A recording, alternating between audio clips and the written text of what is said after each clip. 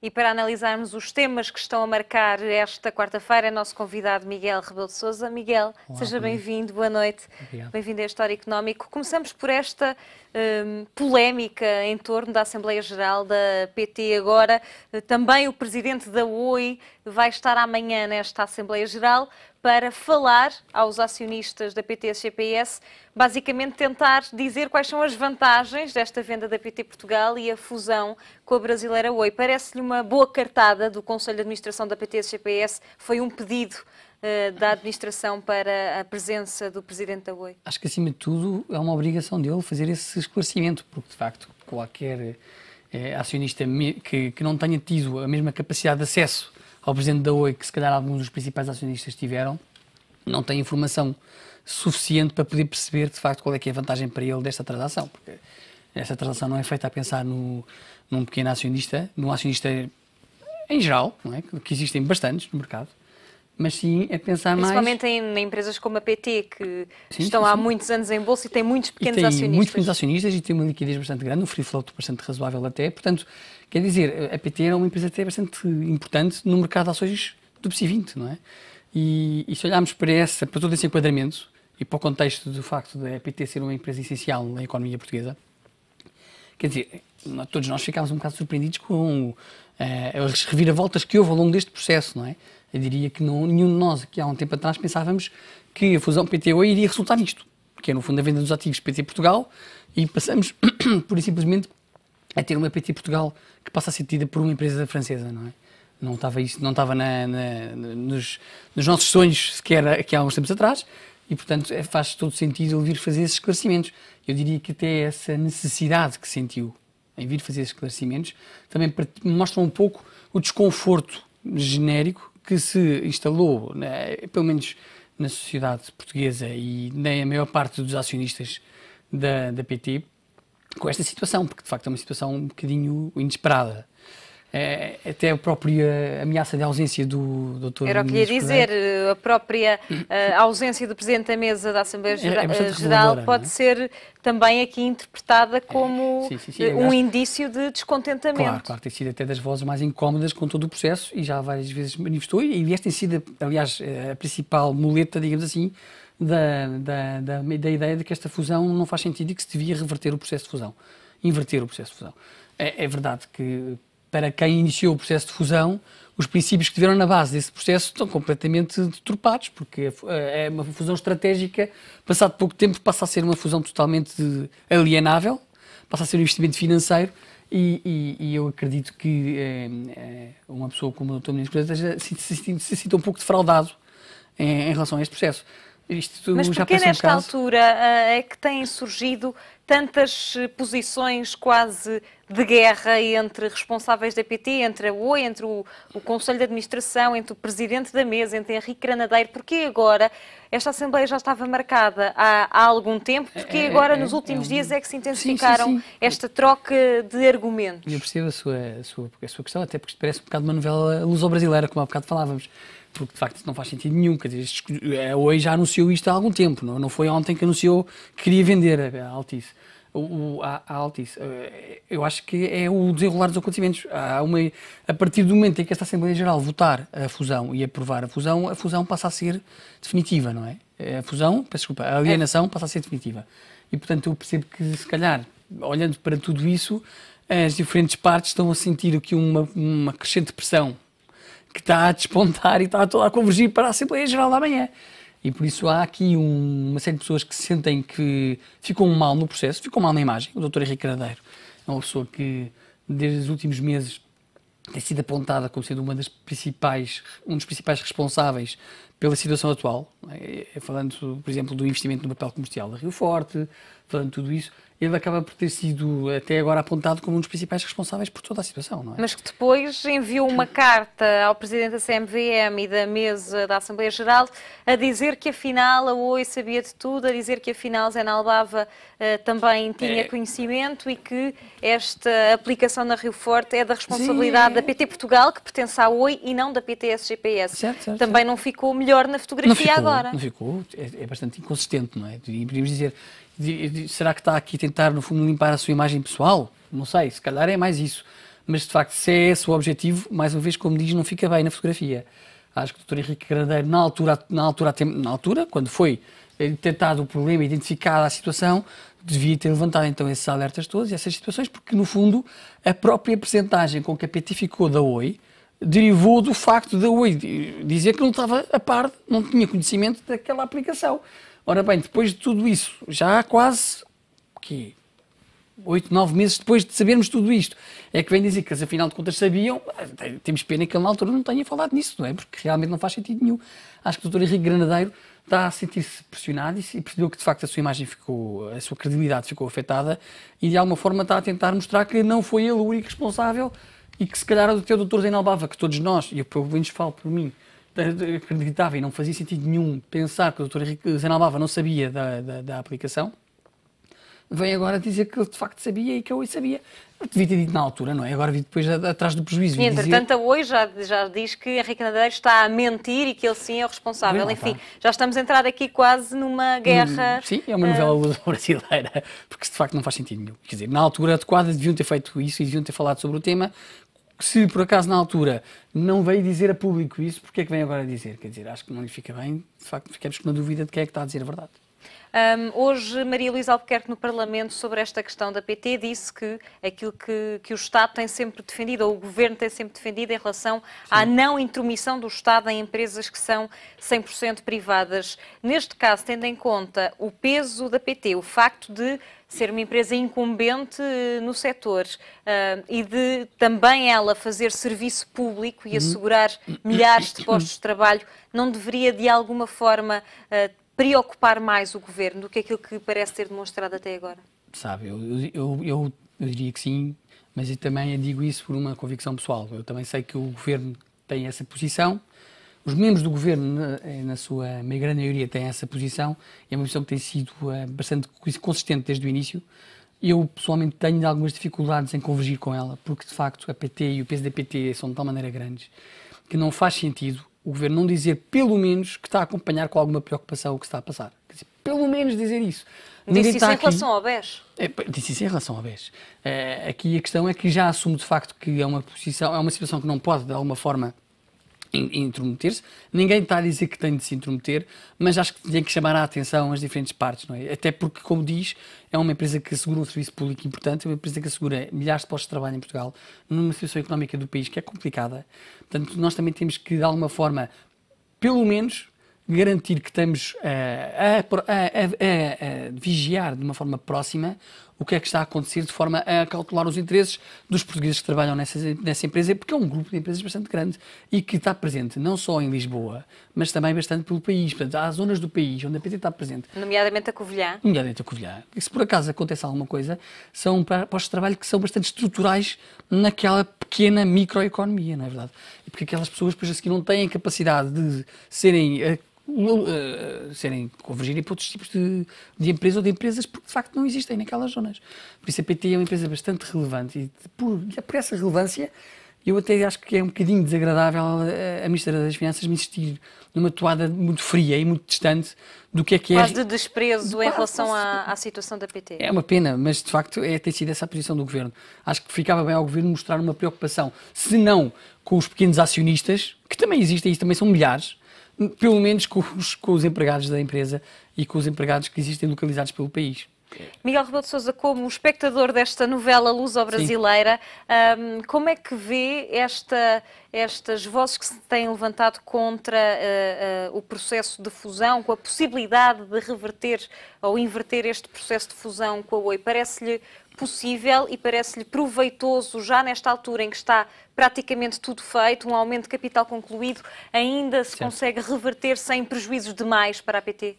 Eu percebo que apeteça fazer, que haja essa vontade, porque eu, se estivesse na posição de poder, de facto, inverter este processo de fusão, eu teria toda a vontade de alinhar nessa inversão, porque, de facto, há aqui um sentimento quase de fraude total, não é? O objetivo da fusão não era este, o objetivo da fusão era completamente diferente. Foi vendida a ideia de que havia aqui uma parceria estratégica. A parceria estratégica foi algo que não teve nada. Portanto, eu compreendo quem defende essa inversão e, de facto, era aquilo que apetecia fazer, digamos assim. Só que é difícil fazê-lo se os acionistas não têm essa vontade. E os acionistas não são os pequenos acionistas, porque esses já mostraram que têm essa vontade. São os principais acionistas. Os principais acionistas é que até agora não deram esse sinal de querer, de facto, inverter o processo. Eles, curiosamente, foram aqueles que, supostamente, foram os que foram mais prejudicados com este processo de fusão. E foram prejudicados até pelo facto dos 39% iniciais terem passado a ser 25%, não é? Se a Oi sabia isto desde o início, então enganaram-nos na mesa de negociações. E, portanto, com base nesse pressuposto, eu, se fosse um dos principais acionistas da Oi, da PT SGPS, neste caso, eu realmente, quer dizer, tinha todas as razões para dizer, eu não me sinto, eu não me identifico com este processo e, portanto, eu prefiro, de facto, avançar para um processo que seria sempre um processo moroso, não só moroso, mas caro, e, quer dizer... litigioso também. Litigioso, e, de facto, por essa via também é algo incerto, não é? Então, também percebo que a inversão, pura e simplesmente, é algo que também não é muito fácil para alguém entrar, digamos assim, num processo dessa natureza. Mas também sei que o maior interessado na venda e da PT Portugal acaba por ser a Oi. Portanto, a Oi é a primeira interessada em querer que os acionistas da PT CPS aprovem esta alienação. Se ela tem esse interesse, eu diria que, apesar de nós estarem numa situação que é uma situação de difícil inversão, há aqui alguma espaço, alguma margem de manobra para dizerem, diria eu, mas eu não estou na mesa de negociações, não tenho essa capacidade de saber o que é que se está a passar nos bastidores. Há uma margem para a pessoa dizer, não, vocês querem fazer esta venda, nós fomos enganados, haja alguma compensação por nós termos entrado num processo que, passado poucos meses, é completamente defraudado. Portanto, eu diria que se estivesse lá, eu tentaria ir por essa via, pelo menos para melhorar as condições dos acionistas da PT SGPS. Agora, não sei o que é que se vai passar. E o primeiro passo é travar a venda da PT Portugal? Pelo menos causar alguma incerteza sobre esse processo. E eu percebo que essa incerteza ponha nervoso quem quer fazer essa venda, não é?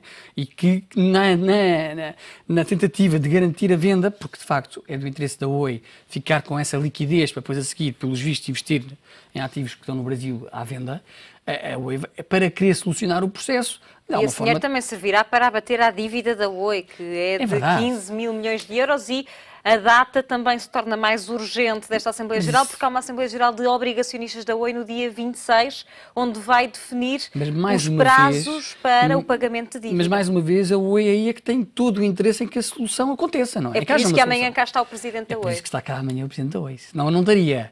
Porque para ele seria algo que ia um processo já irreversível e não valia a pena estar-se a deslocar. É óbvio que para eles é relevante, é importante, e por isso mesmo acho que aí há um espaço de manobra para, de alguma forma, se tentar, numa mesa de negociações, dizer, nós fomos defraudados, acho que devia haver aqui um prémio, devia haver aqui algo mais que devia ser dado aos acionistas da PT SGPS para viabilizarem essa alienação. Mas isto partindo do pressuposto que as pessoas querem essa alienação, porque também acho que é prejudicial para o país. E acredita que pode ser novamente suspensa ou adiada amanhã? Bem, como já se tem levantado essa hipótese? Com tudo isto tem passado, nas últimas horas, e com esta ameaça do Presidente da Assembleia Geral, eu acho que só amanhã é que vamos saber o que é que vai acontecer, e por acaso estamos todos com alguma curiosidade para perceber o que é que vai acontecer, porque eu acho que isto é inédito, não é?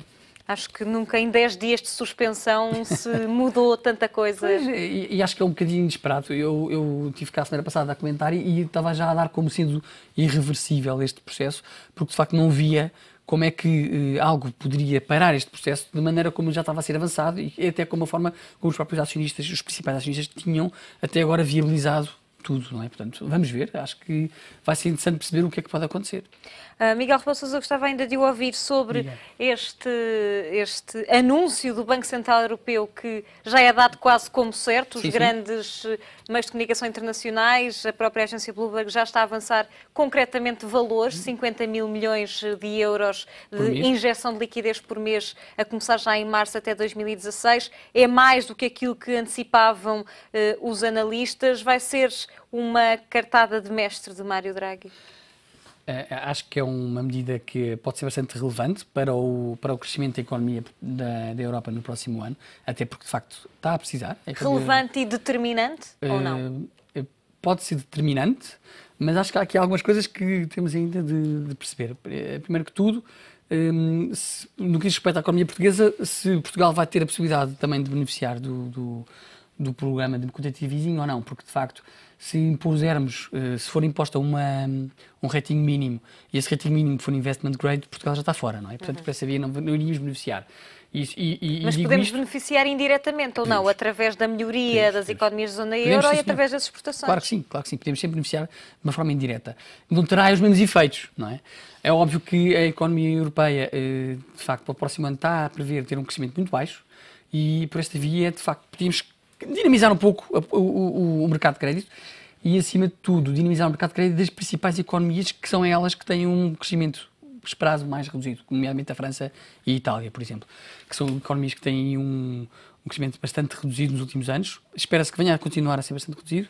A Alemanha, nós sabemos que não é das maiores defensoras deste sistema, depende agora também do modelo que for adotado.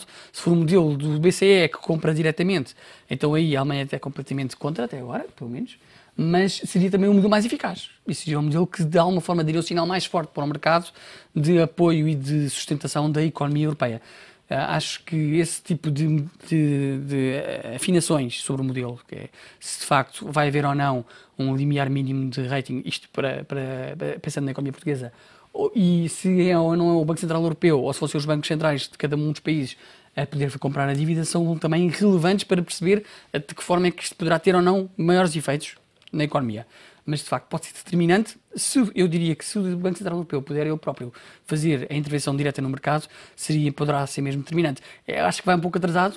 Quando nós dizemos que a economia americana já o fez e a Inglaterra também já o fez, já o fizeram no passado e não foi assim, não foi há 2 meses, já fizeram há uns anos. E, portanto, nós vamos um bocadinho sempre a reboque, um bocadinho atrasados demais em relação à economia americana. E o efeito também será menor porque as taxas agora também já estão mais baixas. Muito mais baixas. Portanto, o efeito também será menor por essa via. Mais uma vez, nós não vamos ter também, se calhar, os efeitos tão grandes. Mas esta é a altura certa porque é um modelo de estímulo à economia chamado bomba atómica, se quisermos, do Banco Central Europeu, que se junta ao facto do preço do petróleo também estar mais baixo. Sim, eu acho que a junção dos dois fatores pode ser aqui um grande boost, digamos assim, para conseguirmos dinamizar a economia através de um aumento de crédito na economia. Esperemos que sim, até porque a economia americana, como nós há pouco víamos em Davos, dizerem que havia perspectivas não tão positivas como o ano passado e vamos a ver as perspectivas mais positivas vêm exatamente dos empresários americanos, porque de facto a economia americana está noutro patamar de crescimento, não é? A economia americana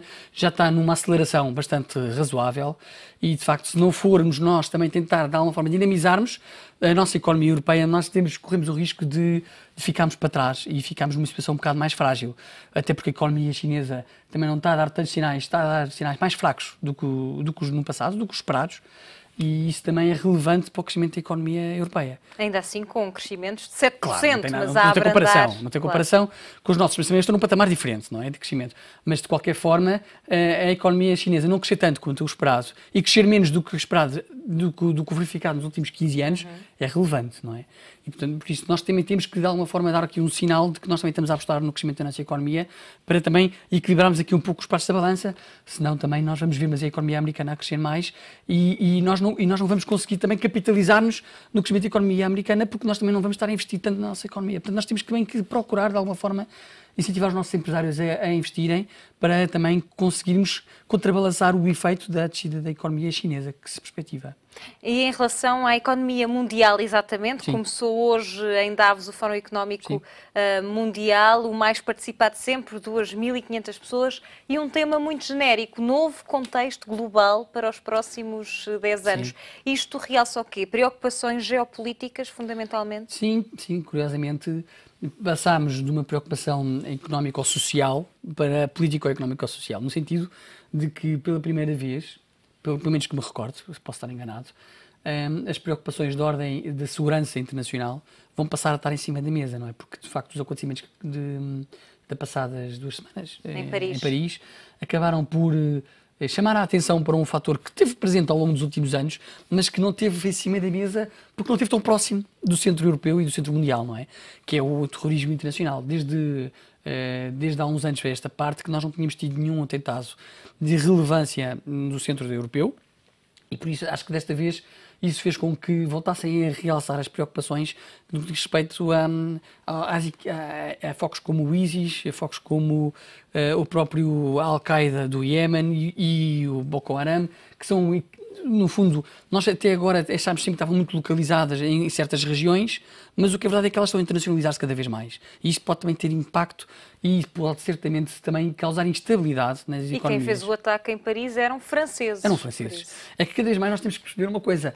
Estes atentados terroristas e os terroristas que estão, muitas vezes, a fazer as suas atividades em países do Médio Oriente e em África, eles são, numa dimensão bastante razoável, europeus. E como temos visto, não são europeus, nem sérvios, nem do leste europeu. São essencialmente ocidentais. Franceses, ingleses, belgas e até alguns portugueses, como nós temos visto ultimamente. Portanto, este foco é bastante relevante porque essas pessoas são pessoas que cresceram cá, com os nossos valores, com a nossa cultura, com a nossa defesa dos valores democráticos e de repente nós apercebemos que são eles que acabaram por aderir a valores completamente diferentes e o problema não são os valores islâmicos. O problema é que acabam por deturpar esses valores de uma forma que acaba por criar uma sensação de insegurança na Europa e no mundo ocidental e no mundo como um todo, porque no fundo nós estamos todos cada vez num mundo global e temos que pensar que quando há focos de terrorismo no Médio Oriente ou em África não estão lá localizados apenas naquelas pequenas sociedades, eles são no fundo focos que podem ter